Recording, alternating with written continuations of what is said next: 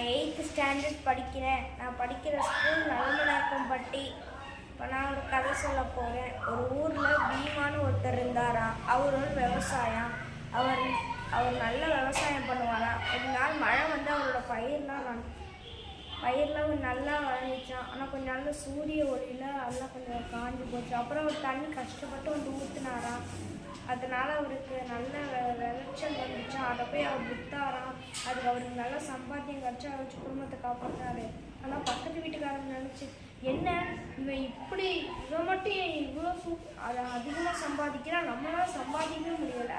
நான் பயிரெல்லாம் இன்னைக்கு ராத்திரியே நான் எரிச்சு அவங்க நெருக்க வச்சு அப்படி சொல்லிட்டு ராத்திரியே அவெல்லாம் எரிச்சிட்டாரு. ஆனால் பீமா எப்போவுமே ஒரு ஒரு சாமிக்கு எப்போவும் 100 ரூபா கொடுப்பாராம். அதை கொடுத்துட்டு அவர்கிட்ட அப்படியே அவரை கையெடுத்து கொண்டு வரான். அதுக்கப்புறம் சாமி போயிடுவாராம்.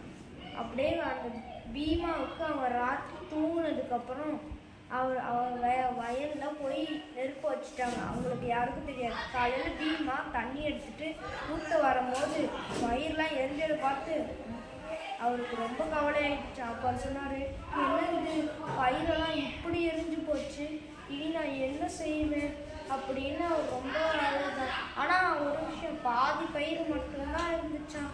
அது வெறும் 20 லட்சத்துக்கு தான் விற்றுச்சான். அப்போ சொன்னார், அச்சோ 20 லட்சத்தை வச்சு மட்டும் நான் என்னத்தை பண்ணுவேன் அப்படின்னு ரொம்ப கவலைப்பட்டாரான். அவர் அந்த பக்கத்து வீட்டுக்காரங்களுக்கு ரொம்ப சந்தோஷப்படுறதுன்னு அவருக்குள்ளே சொல்லிக்கிட்டாரு, இந்த பீமா அழுறதை பார்த்து எனக்கு ரொம்ப சந்தோஷமா இருக்கு. இவனுக்கு இப்பவே இவனுக்கு பாதி பயிர் நான் எரிக்காம விட்டுட்டேன். இன்னைக்கு ராத்திரியே எரிக்க போகும்போது திடீர்னு அந்த சாமி விழுந்துருச்சா சீக்கிரமாவே. அப்புறம் அந்த சாமி வந்து பீமா சோகமா இருந்து பார்த்து, என்னாச்சு பீமா, ஏன் இவ்வளோ சோகமா இருக்க? சாமி, என்னோட பயிரெல்லாம் எரிஞ்சு போச்சு. என்னோட நிலம் பாதி தான் என்னோட 20 லட்சத்துக்கு தான் விட்டுருக்கு. அப்போ ஒரு கூடையெல்லாம் கொஞ்சம் விதைகளை கொடுத்தாரு. இந்த விதைகளை நீ வச்சுக்கோ, இதை போட்டால் உனக்கு நல்லா பழங்கள் கிடைக்கும்னு போட்டாரு. அப்புறம் அடுத்த நாள் அந்த பழங்கள் முளைச்சிச்சான். அந்த பழங்கள்லாம் போய் விட்டானா. அதுக்கு அவருக்கு நல்ல சம்பாத்தியம் கிடைச்சிதான். அப்போ அவரோட எதிர்விட்டு தம்பி பார்த்து, இவன் திரும்பவும் இவனுக்கு பழங்கள் முளைச்சிருக்கு, இல்லை இதை நான் எரிச்சே தீருவேன் அப்படின்னு சொல்லி அதை போய் எரிக்க பார்த்தாராம்.